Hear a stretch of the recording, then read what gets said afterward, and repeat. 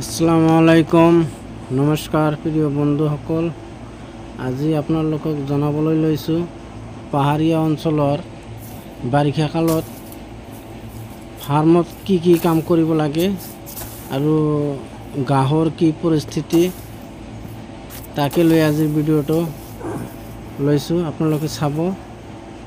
তো মোৰ ফাৰ্মৰ যিখিনি ঘাঁহ ৰখা ঠাই তাত মই আজি কিছুমান কাম কৰিম। বাঁহডাল কাটিলোঁ আৰু ইয়াত এটা নিমৰ পুলি লগাই দিছোঁ, নিম গছৰ পুলি, যেহেতু নিম গছৰ পাত ছাগলীয়ে খায়।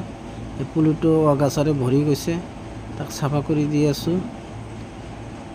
আপোনালোকে সম্পূৰ্ণভাৱে ভিডিঅ'টো চাব আৰু ভিডিঅ'টো ভাল লাগিলে চেনেলটো ছাবস্ক্ৰাইব কৰিব, লাইক কৰিব, শ্বেয়াৰ কৰিব, কমেণ্ট কৰি মতামত জনাই দিব। তেনেহ'লে আপোনালোকে সম্পূৰ্ণ ভিডিঅ'টো চাওক। কিমান পৰিশ্ৰম কৰিব লাগে এই বাৰিষা কালত। এইটো মোৰ নেপিয়াৰ গাহৰ বিধান। নেপিয়াৰ গাহৰ বিধান শেষ পৰ্যায় শেষে হৈছিল। তাৰে দুটা এটা কোষা আছিল, সেইখিনি আমি যত্ন সহকাৰে ৰোৱাৰ কাৰণে এইটো নেপিয়াৰৰ থোপটো আপোনালোকে চাইছে কিমান ডাঙৰ।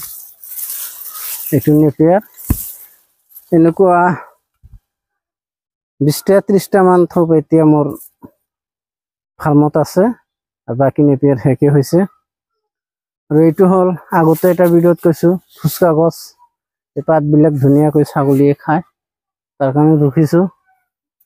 যেহেতু এনেকুৱা গছৰ এই গাছবিলাকৰ কোনো ধৰণৰ পৰিচৰ্যা ল'ব নালাগে, এনেই হয়, সাৰ পানী দিব নালাগে। আপোনালোকে চাইছে পাতৰ কি চাইজ।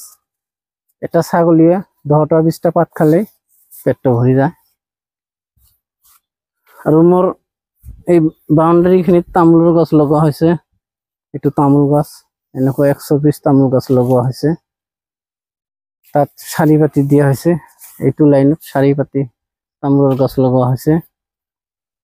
চাইছে একদম বেৰাৰ মূৰে মূৰে মূৰে মূৰে তামোলৰ গছ চাৰি পাতি লগাই দিয়া হৈছে।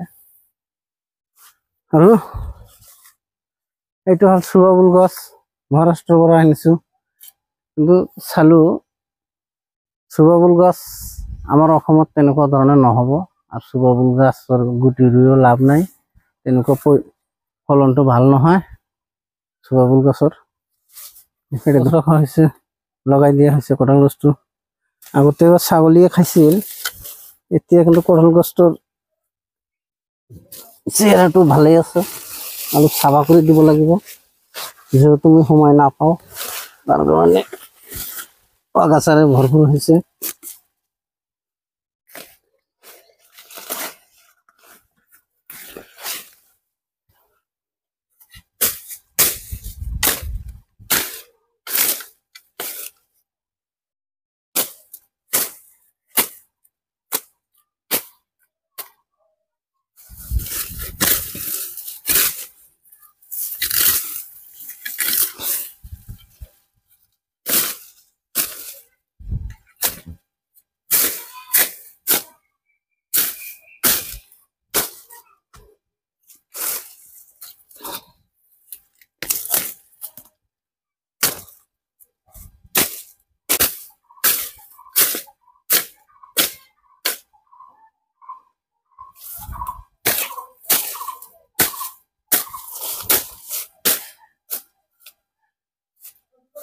ইয়াত এটা কঁঠালৰ গছ লগোৱা হৈছে, ফুচকা গছৰ তলত পৰিছে।